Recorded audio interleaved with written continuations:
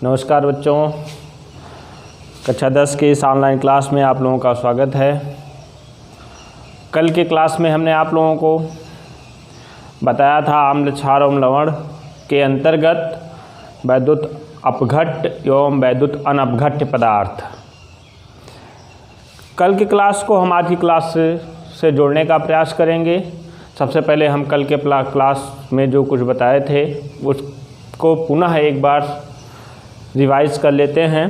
सबसे पहले हमने आप लोगों को बताया था वैद्युत अपघट्य किसे कहते हैं, वैद्युत अपघट्य पदार्थ किसे कहा जाता है, इलेक्ट्रोलाइट।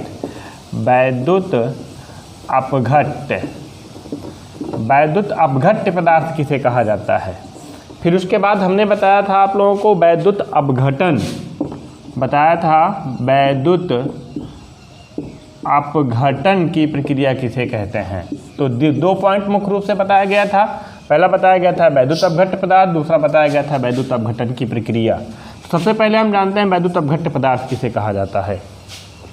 ऐसा पदार्थ जिसके जलीय विलयन में विद्युत धारा आसानी से प्रवाहित की जा सकती है, तो उस प्रकार के पदार्थ को हम वैद्युत अपघट्य पदार्थ कहते हैं। जैसे देखिए, हमने एग्जाम्पल भी बताया था आप लोगों को, NaCl है। इसको यदि हम जल में घोल देते हैं तो जल में घोलने पर ये किसमें टूट जाता है, यानी पॉजिटिव प्लस Cl निगेटिव अर्थात विपरीत आवेशित आयनों में ये वियोजित हो जाता है। मतलब क्या हुआ कि जैसे जल है और जल में हमने NaCl अर्थात सोडियम क्लोराइड मतलब साधारण नमक को हमने घोल दिया और साधारण नमक को घोलने के बाद ये विलयन बन गया। अब इस विलयन में हमने क्या किया, विद्युत धारा प्रवाहित करना शुरू कर दी। और जब विद्युत धारा प्रवाहित करना शुरू कर दी तो विद्युत धारा एक सिरे से दूसरे सिरे तक आसानी से पहुंच जाती है। तो इसका मतलब ये है पदार्थ, कौन सा पदार्थ, जिसके घोलने से बना विलयन में विद्युत धारा आसानी से प्रवाहित की जा सकती है। तो यह पदार्थ कौन सा पदार्थ कहलाएगा, वैद्युत अपघट्य पदार्थ कहलाता है। हमने कल के क्लास में इतना बताया था। दूसरी प्रक्रिया हमने बताई थी वैद्युत अपघटन की प्रक्रिया। वैद्युत अपघटन किसे कहा जाता है, हमने बताया था कि किसी वैद्युत अपघट्य पदार्थ के जलीय विलयन में विद्युत धारा प्रवाहित करने पर वह अपने अवयवों में अर्थात विद्युत धारा प्रवाहित करने पर वह अपने अवयवों में अपघटित हो जाता है, अर्थात वह जिनसे मिलकर के बना होता है उसमें वो अपघटित हो जाता है। तो इस प्रकार की प्रक्रिया को हम वैद्युत अपघटन की प्रक्रिया कहते हैं। जैसे देखिए, आपको पता होना चाहिए कि हमने एग्जाम्पल बताया था कि HCl के बारे में, हाइड्रोक्लोरिक अम्ल के बारे में। हाइड्रोक्लोरिक अम्ल को हमने बताया था कि इसको हम जल में घोल देते हैं अर्थात इसका हम जलीय विलयन बना लेते हैं। इसका जलीय विलयन बनाने के बाद अर्थात HCl का क्या बन गया, ये जलीय विलयन बन गया। क्या बन गया, जलीय विलयन बन गया। इसका जलीय विलयन बनाने के बाद इसमें हम वैद्युत धारा प्रवाहित करते हैं। क्या करते हैं, वैद्युत धारा प्रवाहित करते हैं। तो वैद्युत धारा प्रवाहित करने पर ये HCl जिन जिन चीज़ों से मिलकर के बना हुआ है अर्थात हाइड्रोजन और क्लोरीन से मिलकर के बना हुआ है, तो इससे ये इसी अवयव में अपघटित हो जाता है अर्थात इसी में टूट जाता है। अर्थात जिन जिन चीज़ों से मिलकर के बना हुआ उसी में टूट जाता है अर्थात H2 बन जाता है प्लस Cl2 बन जाता है। तो इस प्रकार की प्रक्रिया को हम वैद्युत अपघटन की प्रक्रिया कहते हैं। यदि HCl को हम इसमें घोलते हैं, घोलने के बाद HCl का जलीय विलयन बनता है और जब HCl का जलीय विलयन बन जाता है तो उसमें विद्युत धारा प्रवाहित करते हैं। विद्युत धारा प्रवाहित करने पर क्या होता है, तो ये टूट जाता है किसमें, H2 अलग हो जाता है अर्थात H2 मुक्त होता है कैथोड पर और Cl2 मुक्त होता है किस पर, एनोड पर मुक्त होने लगता है। तो इस प्रकार की प्रक्रिया कौन सी प्रक्रिया कहते हैं, हम वैद्युत अपघटन की प्रक्रिया कहते हैं। एनोड और कैथोड अभी आगे आपको बताया जाएगा। मतलब सिर्फ इतना ध्यान रखिए आप लोग, इतना विशेष रूप से ध्यान रखिए कि एनोड पर पॉजिटिव चार्ज होता है और कैथोड पर निगेटिव चार्ज होता है। ठीक है, इतना हमने आप लोगों को बताया था वैद्युत अपघटन, वैद्युत अपघट्य की प्रक्रिया। वैद्युत अपघटन की प्रक्रिया और वैद्युत अपघट्य की प्रक्रिया हमने कल आप लोगों को बता दी थी। और हमने कल भी यही कहा था कि हम आगे एक सिद्धांत पढ़ाएंगे जिसका नाम है वैद्युत वियोजन का सिद्धांत, या इसी को कहते हैं हम आर्हीनियस का सिद्धांत, या इसी को कहते हैं हम आयनिक सिद्धांत।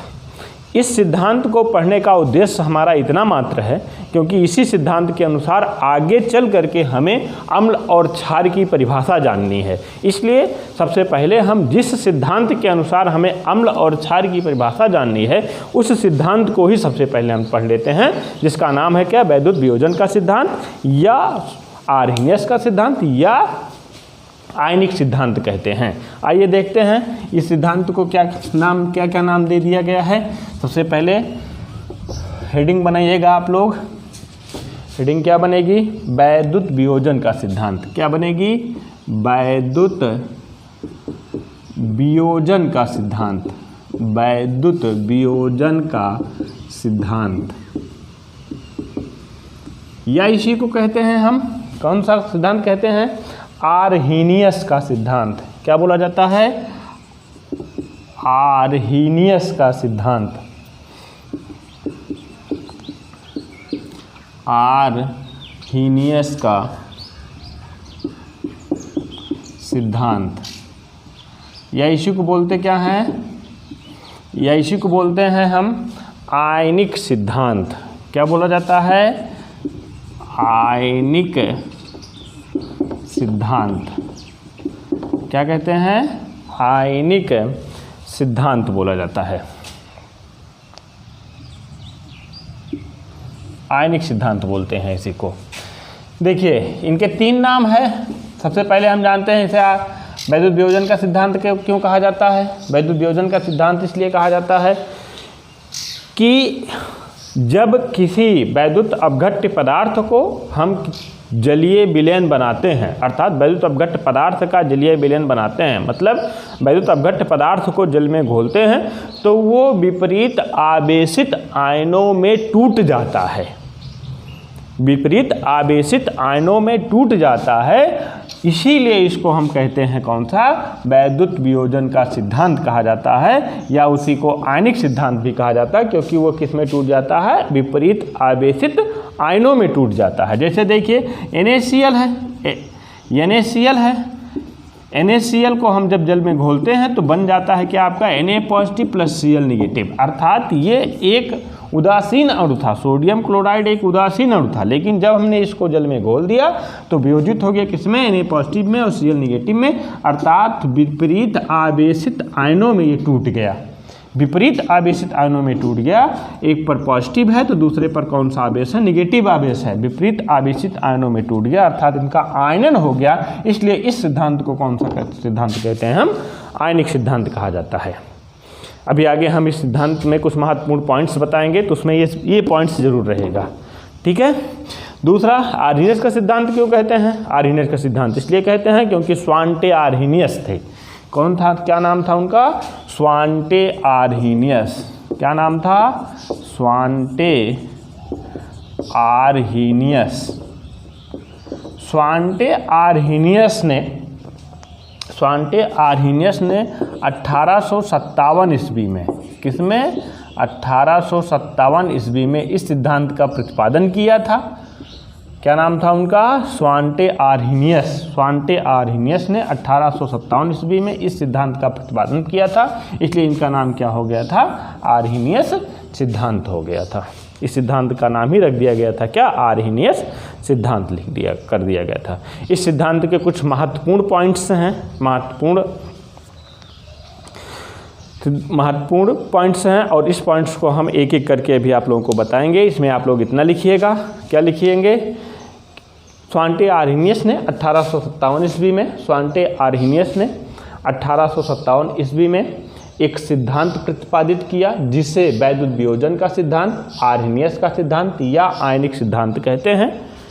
और इस सिद्धांत के कुछ महत्वपूर्ण पॉइंट्स निम्न हैं। तो कौन कौन से हैं इनके? देखते हैं। पहला नंबर, फर्स्ट नंबर डालिएगा। फर्स्ट नंबर डालेंगे, लिखेंगे महत्वपूर्ण बिंदु हैं। ये महत्वपूर्ण बिंदु कौन कौन से हैं देखते हैं। तो 1857 ईस्वी में आर्हीनियस द्वारा दिया गया सिद्धांत के कुछ महत्वपूर्ण बिंदु हैं, पॉइंट्स हैं। इस महत्वपूर्ण बिंदुओं में सबसे पहला बिंदु कौन सा है? इसको नोट भी करते रहिए आप लोग। उसके पहले आप लोग उतना नोट कर लीजिएगा क्या कि 1857 ईस्वी में स्वांटे आर्हीनियस ने एक सिद्धांत प्रतिपादित किया, जिसे आर्हीनियस का सिद्धांत या वैद्युत वियोजन का सिद्धांत या आयनिक सिद्धांत कहते हैं। इस सिद्धांत के महत्वपूर्ण बिंदु निम्न हैं। सबसे पहला बिंदु कौन सा है? किसी वैद्युत अपघट्य पदार्थ को, लिखेंगे यहाँ पर हम, किसी वैद्युत अपघट्य पदार्थ को पदार्थ का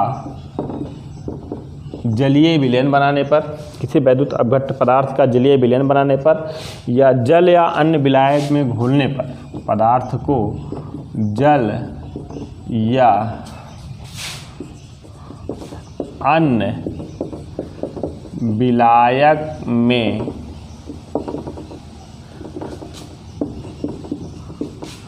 घोलने पर, जल या अन्य किसी विलायक में घोलने पर वह दो प्रकार के विपरीत आवेशित आयनों में वियोजित हो जाता है। वह दो प्रकार के विपरीत आवेशित आयनों में, दो प्रकार के विपरीत आवेशित आयनों में वियोजित हो जाता है। विपरीत आवेशित आयनों में वियोजित हो जाता है। तो जब किसी वैद्युत अपघट्ट पदार्थ को हम जल या अन्य किसी विलायक में घोलते हैं तो विपरीत आवेशित आयनों में वियोजित हो जाता है, और विपरीत आवेशित आयनों में वियोजन होने की प्रक्रिया को हम आयनन की प्रक्रिया कहते हैं। कौन सी प्रक्रिया कहते हैं? आयनन की प्रक्रिया कहते हैं। वियोजित हो जाता है। इस प्रक्रिया को अभी हम दिखाते हैं एग्जाम्पल दे करके। इस प्रक्रिया को, कौन सी प्रक्रिया? आयनन की प्रक्रिया कहते हैं। कौन सी प्रक्रिया कहते हैं? आयनन की प्रक्रिया कहते हैं। जैसे देखिए, हमने एग्जाम्पल को उसके पहले भी बता दिया था। जैसे क्या है, NaCl है, सोडियम साधारण नमक अर्थात सोडियम क्लोराइड है। जब इसको हम जल में घोलते हैं तो विपरीत आवेशित आयनों में टूट जाता है। विपरीत आवेशित आयनों में किस प्रकार से टूटता है? बन जाता है यहाँ से क्या? Na positive plus Cl negative. इसका मतलब क्या हुआ कि NaCl को जब हम जल में घोलते हैं, मान लीजिए कोई पात्र है, इस पात्र में हमने जल ले लिया है पहले से ही। जल लेने के बाद इसमें हमने घोल दिया है किसको? NaCl को घोल दिया है। जब NaCl को घोलेंगे तो ये NaCl इसमें घुलेगा तो, लेकिन घुलने के साथ साथ में वियोजित हो जाएगा किस पर? इसमें टूट जाएगा Na पॉजिटिव और Cl निगेटिव में। इसी प्रक्रिया को हम कौन सी प्रक्रिया कहते हैं? आयनन की प्रक्रिया कहते हैं, अर्थात वियोजन की प्रक्रिया कहा जाता है। और हमने बताया इस पॉइंट में कि किसी वैद्युत अपघट्ट पदार्थ को जल या अन्य किसी विलायक में घोलने पर, मतलब यही नहीं कि यहाँ पर जल ही ले लिया जाए, कोई अन्य विलायक ले लिया जाए जिसमें कोई पदार्थ डिजॉल्व होता हो अर्थात घुलता हो।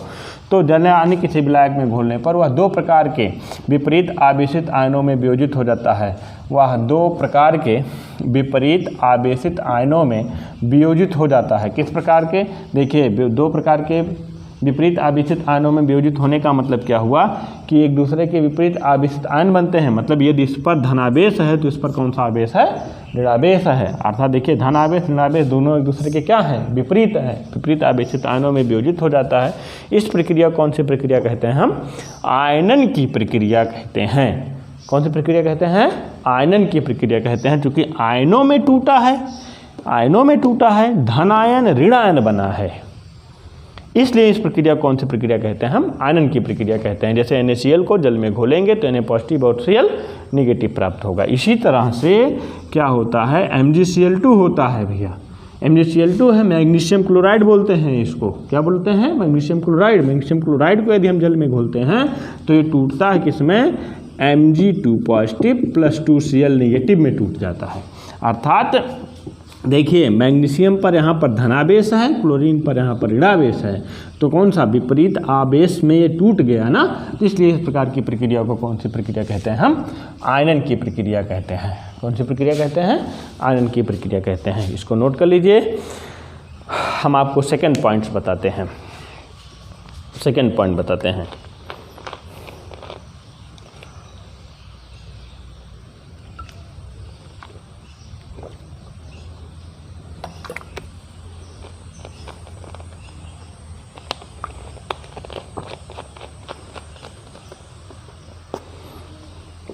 हाँ, सेकेंड पॉइंट क्या है? दूसरा बिंदु यदि नोट करने में कहीं कोई समस्या होगी तो वीडियो को रोक के आप लोग नोट करिएगा, उसके बाद प्ले करिएगा, फिर से चलने लगेगा। दूसरा पॉइंट, दूसरा नंबर क्या है? विद्युत आवेश युक्त परमाणु या परमाणुओं के समूह को आयन्स कहते हैं। बहुत ध्यान से समझिएगा। देखिए, विद्युत आवेश युक्त परमाणु या परमाणुओं के समूह को आयन कहते हैं। क्या कहते हैं? आयन कहते हैं। क्या कहते हैं? विद्युत आवेश युक्त परमाणु या परमाणुओं के समूह को आयन कहते हैं। और जिस पर धनावेश होता है, अर्थात धनावेश युक्त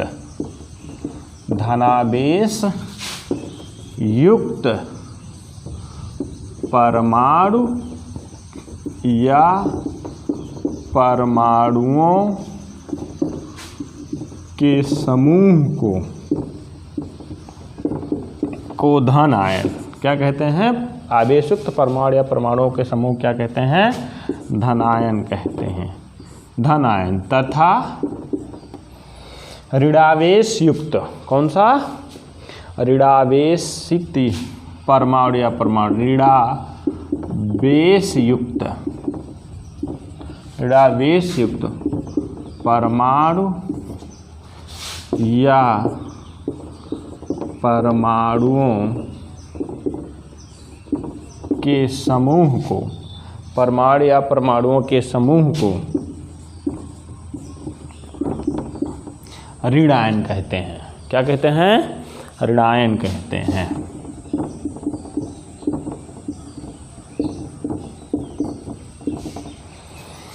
जैसे देखिए, जैसे क्या है, वही पुराना एग्जाम्पल लेते हैं। अभी हम और एग्जाम्पल बताएंगे, लेकिन वही एक बार समझें उसको आप लोग, इसलिए उसको पुराना एग्जाम्पल लेते हैं। NaCl है, NaCl का हम जल में घोलते हैं, अर्थात NaCl का हम जलीय विलयन बनाते हैं। जब NaCl का जलीय विलयन बनाते हैं तो ये टूट जाता है किसमें? हमने पहले भी बता दिया है, ये टूट जाता है किसमें? Na positive plus Cl negative में वियोजित हो जाता है।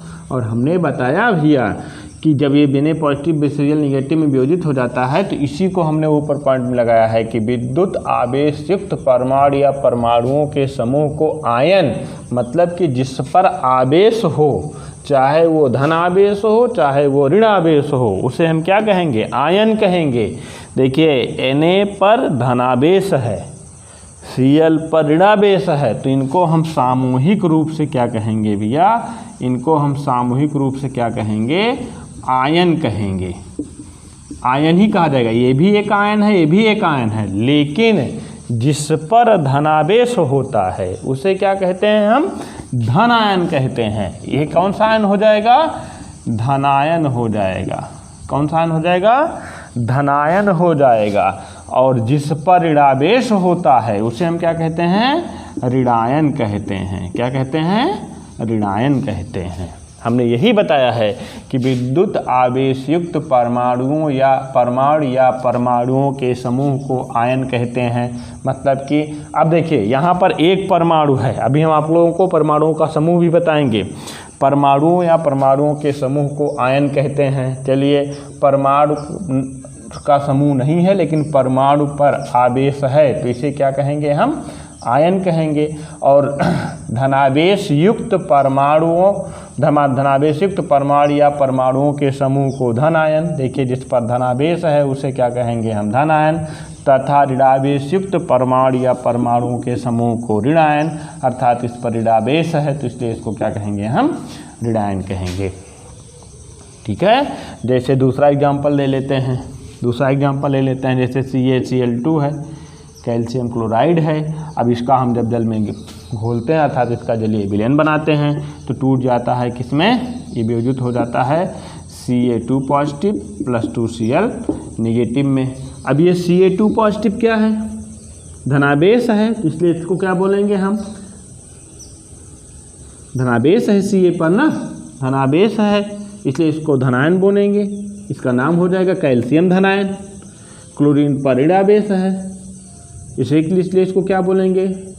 क्लोराइड आयन, क्या बोलेंगे?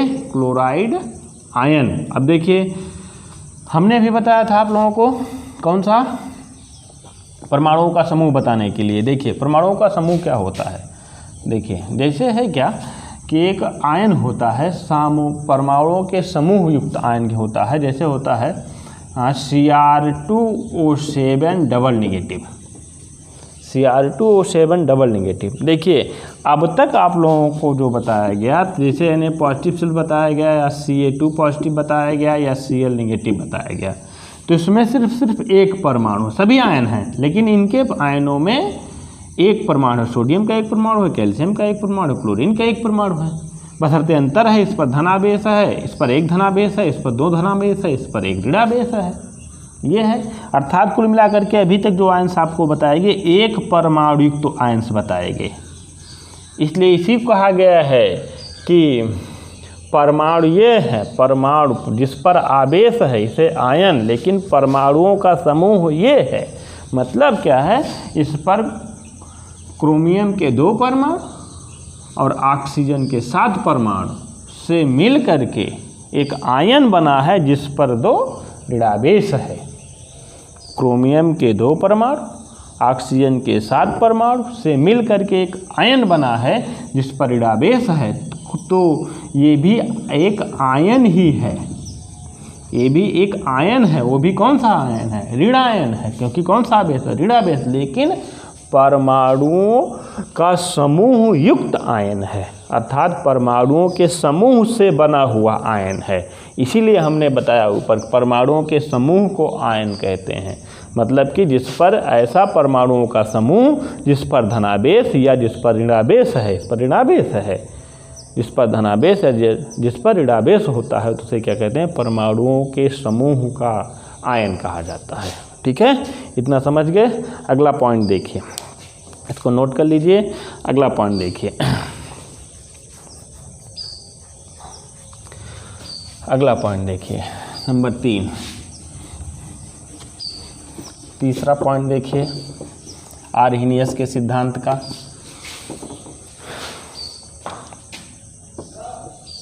तीसरा पॉइंट देखिए, तीसरा पॉइंट क्या है? किसी वैद्युत अपघट्ट के जलीय विलयन में उपस्थित, लिखेंगे हम यहाँ पर, किसी वैद्युत अपघट्ट के जलीय विलयन में उपस्थित, चाहे जलीय विलयन लिखिए या किसी वैद्युत अपघट्ट के विलयन में उपस्थित। जलीय विलयन का मतलब होता है कि जल में ही घोला गया हो, और विलयन लिखने का मतलब क्या हो कि जल ही ना हो करके विलायक कोई अन्य पदार्थ ही हो सकता है। किसी वैद्युत अपघट्ट के विलयन में उपस्थित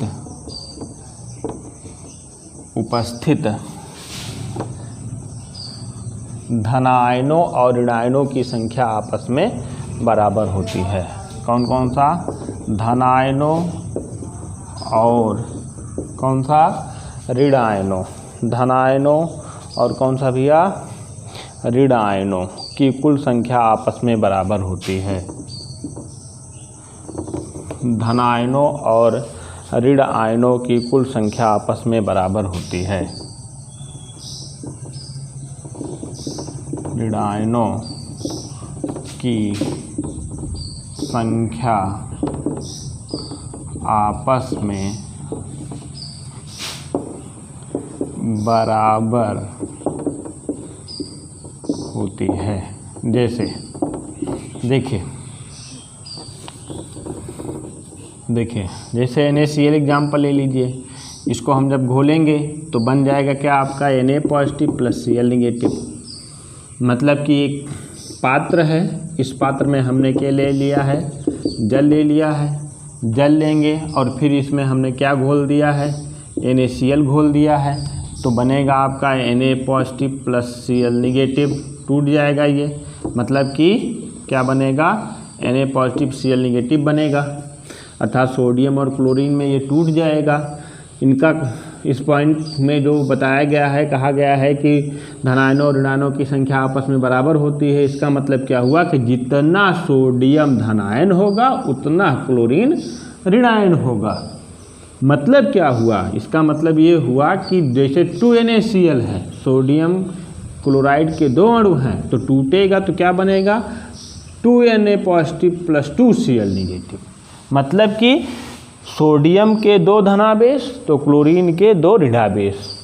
अर्थात जब किसी भी वैद्युत अपघट्ट को हम वैद्युत अपघट्ट का जलीय विलयन बनाते हैं तो जितना धनावेश निकलेगा उतना ही क्या बनेगा, ऋणावेश निकलेगा। जैसे देखिए, जैसे है CaCl2, इसको हम तोड़ते हैं, इसका वियोजन करते हैं, अर्थात इसका हम जलीय विलयन बनाते हैं तो बन जाता है क्या Ca2 positive plus 2Cl negative. आप कहेंगे सर ये बताइए कि इस पर 2 धनावेश है, इस पर 1 ऋणावेश है। नहीं, दोनों पर आवेशों की संख्या बराबर है किंतु विपरीत है। कैसे विपरीत है, इस पर 2 धनावेश है ना, तो क्लोरीन के 2Cl निगेटिव है, मतलब कि 1Cl negative plus 1Cl negative बराबर 2Cl निगेटिव, अर्थात 1 ऋणावेश और 1 ऋणावेश बराबर कितना ऋणावेश, 2 ऋणावेश। तो जिस प्रकार से यहाँ पर 2 ऋणावेश उसी प्रकार से यहाँ पर 2 धनावेश है ना, अर्थात आवेशों की संख्या क्या हो गई है, बराबर हो गई। अर्थात जब किसी वैद्युत अपघट्ट पदार्थ का जलीय विलयन बनाते हैं तो उस जलीय विलयन में उपस्थित धनावेशों की संख्या और ऋणावेशों की संख्या आपस में क्या होती है, बराबर होती है। ये पॉइंट नंबर 3 था। पॉइंट नंबर 4 देखिए, पॉइंट नंबर 4 देखिए, चौथा, इसको नोट कर लीजिए आप लोग।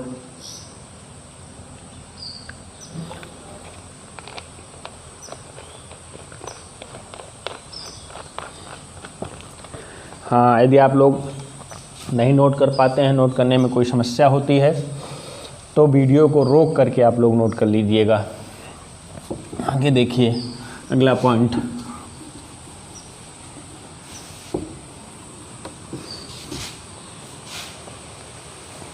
आयनन की प्रक्रिया उत्क्रमणीय होती है। 3 नंबर बता दिया गया, चौथा नंबर है कौन सा, आयनन की प्रक्रिया क्या होती है भैया, उत्क्रमणीय होती है, उत्क्रमणीय होती है।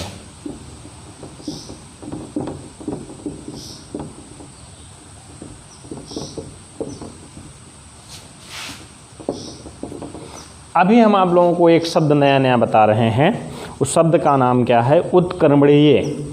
उत्क्रमणीय क्या होता है, देखिए भैया, यदि हम यहीं पर इसको थोड़ी देर के लिए होल्ड रखेंगे, हम सबसे पहले आप लोगों को बताएंगे उत्क्रमणीय क्रिया बहुत सरल शब्दों में। आगे इसका काम भी लगेगा आगे की क्लास में। उत्क्रमणीय बहुत महत्वपूर्ण पॉइंट है उत्क्रमणीय। देखिए, अभिक्रिया होने के आधार पर, यह कह सकते हैं अभिक्रिया की दिशा के आधार पर अभिक्रिया मुख्यतः 2 प्रकार की होती हैं। एक होती है अनुत्क्रमणीय अभिक्रिया और दूसरी होती है उत्क्रमणीय अभिक्रिया। एक होती है अनुत्क्रमणीय अभिक्रिया और दूसरी होती है कौन सी, उत्क्रमणीय अभिक्रिया। देखिए, हम यहाँ पर मेनली आपको उत्क्रमणीय अभिक्रिया बताते हैं। देखिए, जैसे मान लीजिए कोई अभिक्रिया इस प्रकार से हो रही है, H2 + I2 गिव्स आउट, लिख दे रहे हैं हम 2HI। ये इसका नाम होता है भैया हाइड्रोजन। क्या बोलते हैं इसको, हाइड्रोजन। बहुत अच्छी तरीके से समझिएगा, इसका नाम है भैया आयोडीन। क्या नाम है इसका, आयोडीन। और यो जो बना है इसे क्या बोलते हैं, हाइड्रोजन, हाइड्रोजन आयोडाइड। क्या बना है, हाइड्रोजन आयोडाइड। विशेष ध्यान दीजिएगा यहाँ पर, बहुत अच्छी तरीके से समझिएगा। हाइड्रोजन और आयोडीन अभिक्रिया में भाग ले रहे हैं, हाइड्रोजन और आयोडीन अभिक्रिया में भाग ले रहे हैं, इसलिए इनको बोलेंगे क्या हम भैया, अभिकारक। क्या बोलते हैं, अभिकारक बोलते हैं। इंग्लिश होती है रिएजेंट। क्या होती है, रिएजेंट होती है। अंत में प्राप्त हो रहा है आपका हाइड्रोजन आयोडाइड, बन रहा है। क्या बन हो, किससे किससे, हाइड्रोजन आयोडीन से आपस में अभिक्रिया हो रही है और बन रहा है हाइड्रोजन आयोडाइड। और जो बनता है उसे हम क्या बोलते हैं भैया, उसे बोलते हैं हम उत्पाद। क्या बोला जाता है, उत्पाद बोला जाता है। इतना समझ गए। अभिकारक ये हैं हाइड्रोजन आयोडीन, उत्पाद ये हैं, अर्थात जो अभिक्रिया में भाग लेता है उसे अभिकारक, और जो बनता है उसे उत्पाद कहते हैं। ठीक है, इतना समझ गए हैं। अब देखिए, अब हम आपको बताते हैं अभिकारक और उत्पाद यदि आप लोग समझ गए हैं तो हम आपको बताते हैं उत्क्रमणीय अभिक्रिया। उत्क्रमणीय अभिक्रिया हम आपको बताते हैं, उत्क्रमणीय अभिक्रिया होती क्या है। देखिए, इस अभिक्रिया से क्या स्पष्ट हो रहा है? इस अभिक्रिया से यह स्पष्ट हो रहा है कि हाइड्रोजन और आयोडीन आपस में अभिक्रिया कर रहे हैं, अभिक्रिया करके हाइड्रोजन आयोडाइड बना रहे हैं, अर्थात अभिकारक जुड़ करके उत्पाद का निर्माण कर रहे हैं। लेकिन यह प्रक्रिया एक और होती है इसी प्रकार से, इसके विपरीत एक प्रक्रिया होती है कि 2HI होती है भैया। 2HI हाइड्रोजन आयोडाइड टूट भी जाता है, किसमें? H2+I2 में। किसमें टूट जाता है? H2+I2 में। इसके ठीक विपरीत प्रक्रिया हो रही है। देख लीजिए, H2I2 अभिक्रिया करके बन रहा था HI। अब इस प्रक्रिया में HI 2HI अभिक्रिया करके अर्थात टूट करके बना रहा है क्या? H2 और I2। इसके ठीक विपरीत प्रक्रिया, अर्थात जो प्रक्रिया पहले हो रही थी उस प्रक्रिया की विपरीत प्रक्रिया हो रही थी। अर्थात अब तक H2 और I2 क्या थे? अभिकारक थे। क्या थे? अभिकारक थे। और ये क्या था? ये उत्पाद था। क्या था भैया? उत्पाद था। अब इसकी ठीक प्रक्रिया क्या हो रही है कि ये क्या बन गया है? अभिकारक, अर्थात अभिक्रिया में भाग लेने वाला बन गया है। और ये क्या प्राप्त हो रहा है? ये प्राप्त हो रहा है क्या? उत्पाद प्राप्त हो रहा है। क्या प्राप्त हो रहा है? उत्पाद प्राप्त हो रहा है भैया। ठीक है, अब देखिए, इस प्रक्रिया को अगर हम इस तरीके से न लिख करके इसका एक ही लाइन में इस प्रकार से लिख दें कि H2+I2 रिवर्सिबल रिएक्शन, इसको भी हम बता रहे हैं, इसको रिवर्सिबल बोल रहे हैं हम। इसका मतलब होता है उत्क्रमणीयता का चिन्ह, उत्क्रमणीय अभिक्रिया का चिन्ह है। रिवर्सिबल रिएक्शन क्या बन रहा है? 2HI। मतलब क्या हो रहा है कि H2 और I2 आपस में जुड़ करके HI बना रहे हैं। H2 और I2 आपस में जुड़ करके क्या बना रहे हैं? HI बना, चिन्ह विशेष ध्यान दीजिएगा, HI बना रहे हैं। और पुनः HI टूट करके पुनः क्या हो रहे हैं? बन रहा है H2 और I2 बन रहा है। अर्थात अभिक्रिया एक ही दिशा में ना संपन्न हो करके आगे की ओर भी हो रही है और पीछे की ओर भी हो रही है ना? आगे की ओर भी हो रही है और पीछे की ओर भी हो रही है। अर्थात जब अभिकारक अभिक्रिया करके उत्पाद बनाता है तो उत्पाद पुनः टूट करके अभिकारक का निर्माण कर लेता है। अर्थात अभिक्रिया अग्र दिशा में भी हो रही है और पश्च दिशा में भी हो रही है। अर्थात जो उत्पाद बना वही उत्पाद पुनः वियोजित होकर के किसका निर्माण कर लिया? अभिकारक का निर्माण कर लिया। इस प्रकार की अभिक्रिया को कौन सी अभिक्रिया कहते हैं? हम उत्क्रमणीय अभिक्रिया कहते हैं।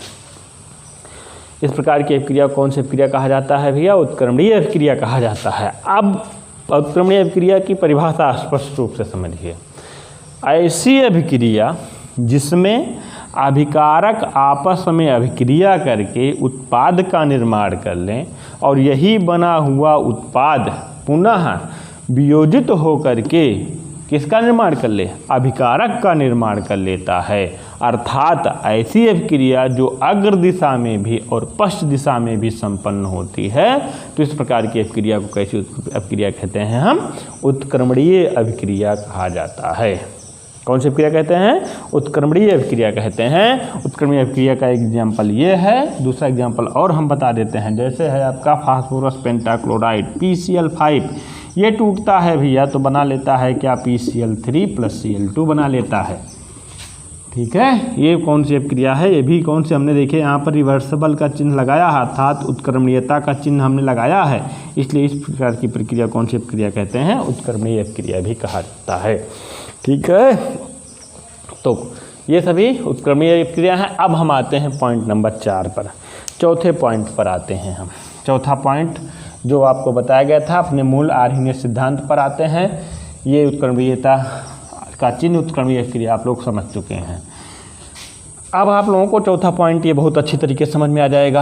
आयनन की प्रक्रिया उत्क्रमणीय होती है। इसका मतलब क्या हुआ कि जैसे NaCl एक वैद्युत अपघट्य पदार्थ है, इसको हम जल में घोलते हैं, तो जल में घोलते हैं तो बन जाता है क्या, Na positive plus Cl negative. लेकिन यही Na पॉजिटिव और Cl निगेटिव पुनः जुड़ करके किसका निर्माण कर लेता है, NaCl का निर्माण कर लेता है। अर्थात अभिक्रिया अग्र दिशा में भी होती है और पश्चिम दिशा में भी होती है। तो इस प्रकार की प्रक्रिया को उत्क्रमणीय प्रक्रिया कहते हैं। और यही कह रहे हैं कि आयनन की प्रक्रिया उत्क्रमणीय होती है, अर्थात आयनन हो गया और आयंस पुनः मिल करके अणु का भी निर्माण कर लेते हैं। तो इस प्रकार की प्रक्रिया को हम कौन सी प्रक्रिया कहते हैं, हम उत्क्रमणीय की प्रक्रिया कहते हैं। अर्थात आयनन कौन सी प्रक्रिया के अंतर्गत होता है, उत्क्रमणीय प्रक्रिया के अंतर्गत होता है। जैसे मान लीजिए दूसरा एग्जाम्पल कोई लेते हैं, जैसे मान लीजिए MgCl2 लेते हैं, मैग्नीशियम क्लोराइड लेते हैं।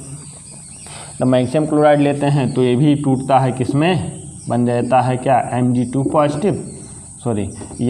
पॉजिटिव प्लस 2Cl निगेटिव बन जाता है। तो आयनन की प्रक्रिया कैसी होती है, उत्क्रमणीय प्रक्रिया होती है। इसको आप लोग नोट कर लीजिए। चौथा पॉइंट, आयनन की प्रक्रिया उत्क्रमणीय होती है। अगला पॉइंट, पांचवा पॉइंट लिखिए, इसको नोट करिए, फिर पांचवा पॉइंट लिखाते हैं।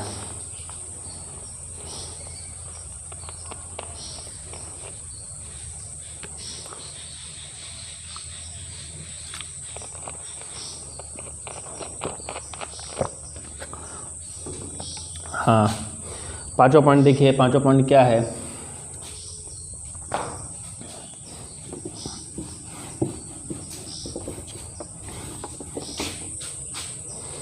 किसी वैद्युत अपघट्य को जल में घोलने पर, पांचवा पॉइंट देखेंगे, किसी वैद्युत अपघट्य को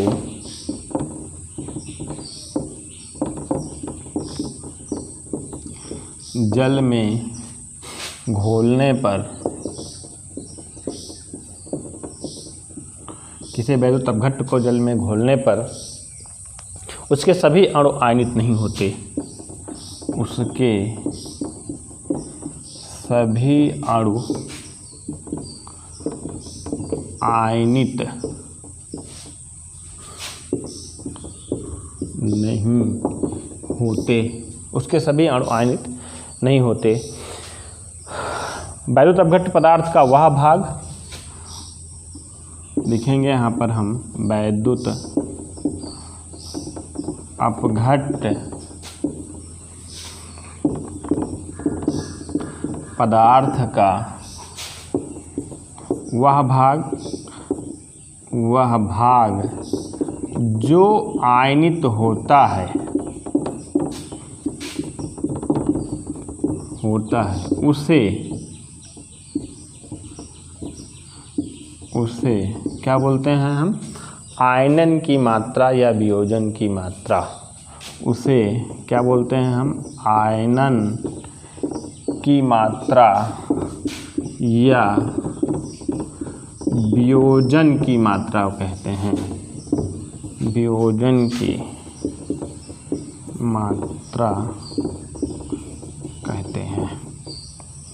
ठीक है, इसका मतलब क्या हुआ कि मान लीजिए हमने सोडियम क्लोराइड के, पुराना एग्जाम्पल वही फिर लेते हैं, सोडियम क्लोराइड के 10 अणु लिया है, या मान लीजिए 20 अणु लिया है, 20 अणु NaCl के हैं और 20 अणु NaCl के हैं। तो इसका मतलब ये नहीं है कि सभी के सभी ये सोडियम क्लोराइड आयनित हो जाए, पूरा का पूरा सोडियम क्लोराइड आयनित हो जाए, या बाणु ना लेकर के, मान लीजिए हम मात्रा इसके भार में अर्थात ग्राम में लेते हैं। मान लीजिए इसके हम 10 ग्राम लिए हैं, किसके, सोडियम क्लोराइड के, और इसका हमने क्या किया, जल में घोल दिया, अर्थात जलीय विलयन बना दिया। और जल में विलयन बनाने के बाद 10 ग्राम सोडियम क्लोराइड में से इसका मान लीजिए 8 ही ग्राम घुला, 8 ही ग्राम NaCl इसमें डिजॉल्व हुआ, अर्थात घुलित हुआ। तो यही इसकी क्या कहलाएगी, आयनन की मात्रा। अर्थात जो भाग आयनित होता है, जो भाग आयनों में टूटता है, मतलब कि 8 ग्राम मान लीजिए टूट गया आयनों में, तो जो भाग आयनों में टूटता है वही भाग क्या कहलाता है, आयनन की मात्रा या वियोजन की मात्रा कहलाती है। अगला अगला पॉइंट इसको नोट करिएगा, 5वां नंबर का 6ठा नंबर देखिए।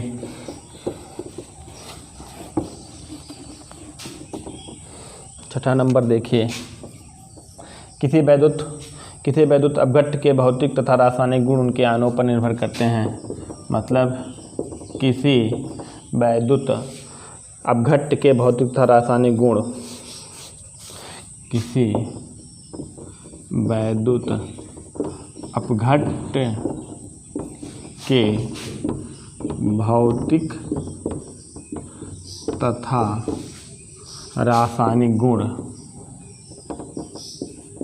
भौतिक तथा रासायनिक गुण उनके आयनों पर निर्भर करते हैं।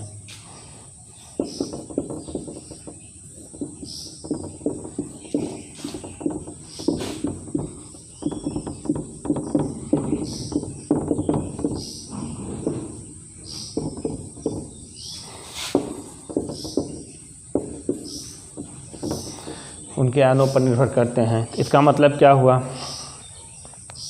इसका मतलब यही हुआ कि कोई भी वैद्युत अपघट्ट पदार्थ है, उस वैद्युत अपघट्ट पदार्थ का रासायनिक गुण जो होगा, वो भौतिक गुण जो होगा, उसकी किस पर निर्भर करेगा? उसके आयनों पर निर्भर करेगा। जैसे मान लीजिए है आपका CaOH का होल ट्वाइस एक वैद्युत अपघट्ट पदार्थ है। अब वैद्युत अपघट्ट पदार्थ को हम जब जल में घोलते हैं तो बन जाता है क्या? Ca2 positive plus 2OH negative टूट जाता है इसमें। अब जब टूट जाता है तो इसका गुण, इस वैद्युत अपघट्ट पदार्थ का गुण किस पर निर्भर करेगा? इस आवेशित आयनों पर निर्भर करेगा। अर्थात Ca अर्थात कैल्शियम धन आयन पर निर्भर करेगा और हाइड्रोक्साइड आयन अर्थात हाइड्रोक्सी आयन पर निर्भर करेगा। किसका गुण? इसका गुण। अर्थात ये हमने बताया किसी वैद्युत अपघट्ट के भौतिक तथा रासायनिक गुण उसके आयनों पर निर्भर करता है। किस पर निर्भर करता है? इसके आयनों पर। इस पदार्थ का गुण इसके आयनों पर निर्भर करता है। अगला पॉइंट, इसको नोट कर लीजिए। अगला पॉइंट देखिए,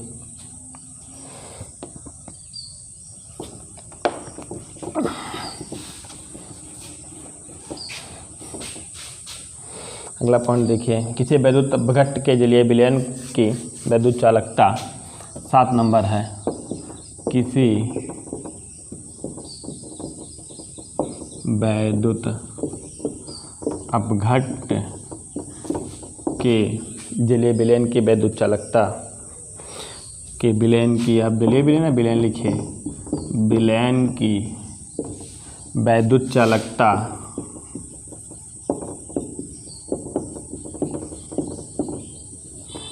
उसके आवेशित वैद्युत चालकता उसके आवेशित आयनों पर निर्भर करता है, या विलयन में उपस्थित चालकता उसके आयनों पर निर्भर करता है, या वैद्युत चालकता विलयन में उपस्थित, लिख सकते हैं यहाँ पर हम, विलयन में उपस्थित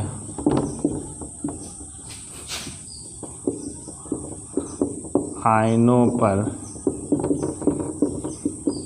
निर्भर करता है। ये लास्ट पॉइंट है इसका, कि किसी वैद्युत अपघट्ट के विलयन की वैद्युत चालकता विलयन में उपस्थित आयनों पर निर्भर करता है।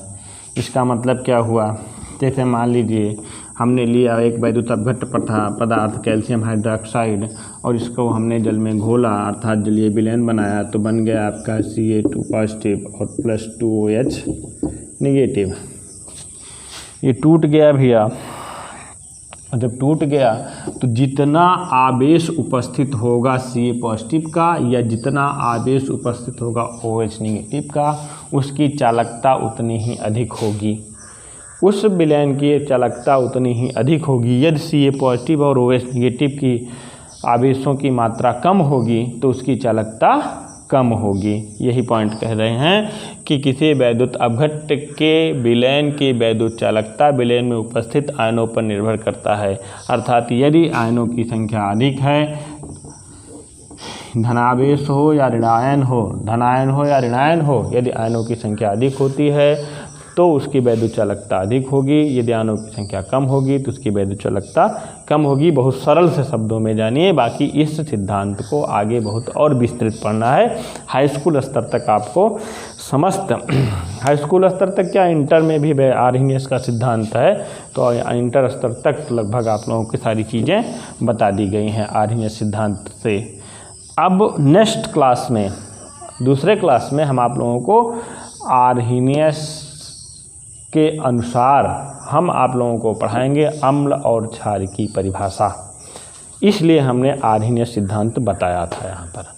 आज जो आपको आर्हीनियस सिद्धांत बताया गया उसका हमारा मुख्य उद्देश्य ये था कि हम अम्ल और क्षार की परिभाषा इसी आर्हीनियस सिद्धांत के अनुसार बताएंगे। बाकी का क्लास कल रखते हैं। यदि आपको कोई भी पॉइंट ऐसा है जो समझ में नहीं आ रहा है तो नीचे लिखे कमेंट बॉक्स में आप लोग उस नीचे उपस्थित कमेंट बॉक्स में आप लोग अपना कमेंट दे सकते हैं। कहीं पर क्या प्रॉब्लम है, कहाँ पर क्या प्रॉब्लम है, कहाँ पर हमें दिखाई नहीं देता या हमें कहाँ पर समझ में नहीं आता, यदि हम कमेंट बॉक्स में आप बताएंगे तो उससे हम पुनः रिवाइज कर देंगे। धन्यवाद। जय हिंद, जय भारत।